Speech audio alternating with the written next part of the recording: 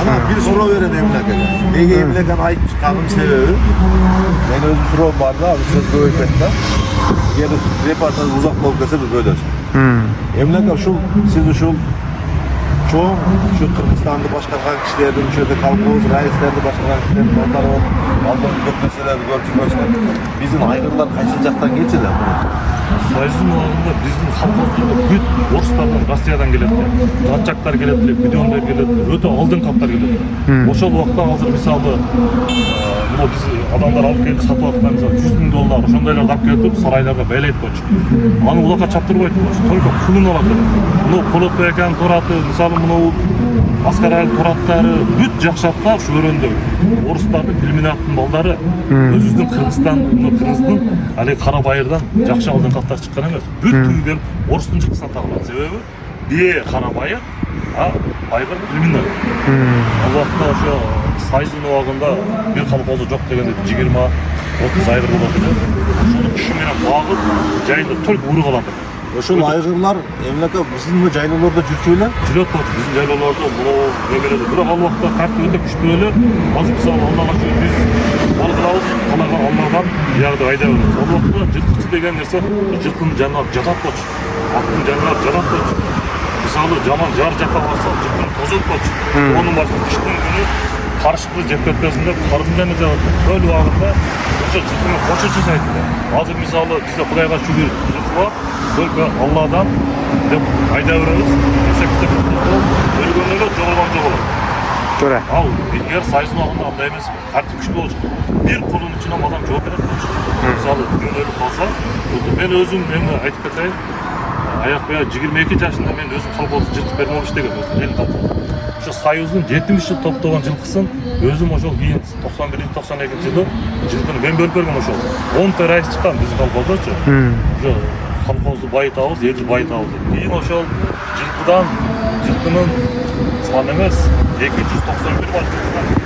Бир жылкын көргөн жок болуп кетти. Сиңип кетти.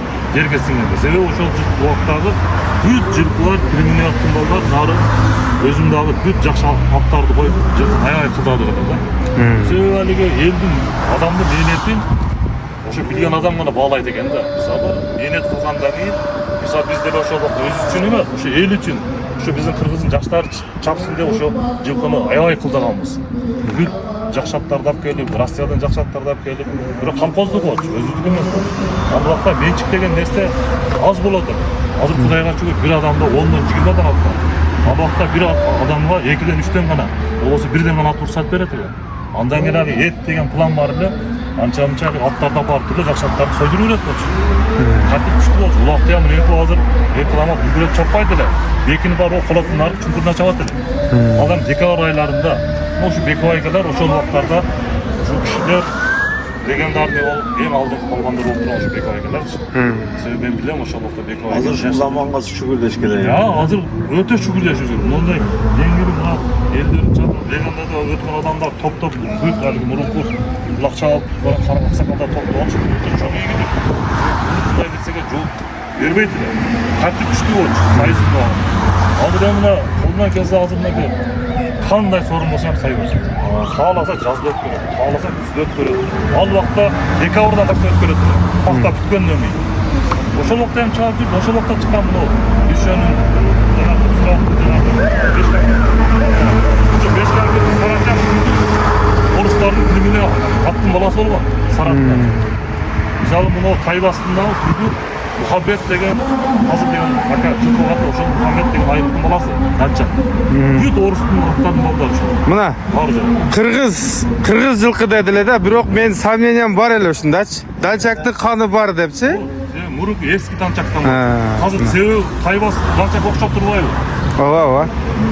100% окшойт. 100%. Өтө чоң айгыр бар эле. Бой кетет 180 бар эле. Укмуш чоң аты. Ошонун балдарынан уланып келип, алиги 7-чи поколенияден кийин ат кайра жаңыланат экен да. Житадан кийин кайра ошо кенди берет экен да. Бул ошо Тайбас, ошо Мухаммед атасы тарткан да, чоң аталар тарткан. Мына.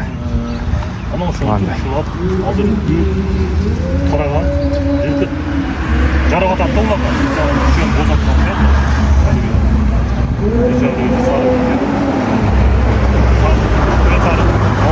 бүт шулар жарап атат да. Себеби эсептелүү эле аттын гана уругу жарап атат да көрдү. Mesela Polatbek'in Torat'ından bunday reklamlı da çıkmadı Torat. Bırak Torat özü başka atıldı. Ulak ketken hani arkasında kıyak oldu. Aynatta haligi altın okusan alsın, canına gelsin bir adam degende altının arkasında bir kampanyayla şu kulun çıkıp at çıksa hemen kullanады ekan.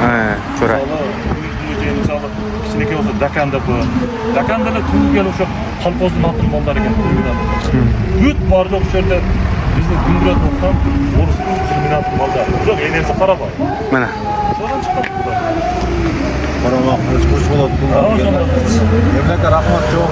Siz ayağından şu ulak uyuşturganlarga, şu çeyin uyuşturganlarga özünüzün kommentariyangizdi aytib qo'ying. Oldu da. Yaxshi bo'lsa, tamam.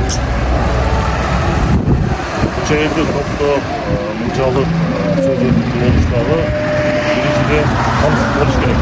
Hazırda aytıp ketdi bu Bekoy'a.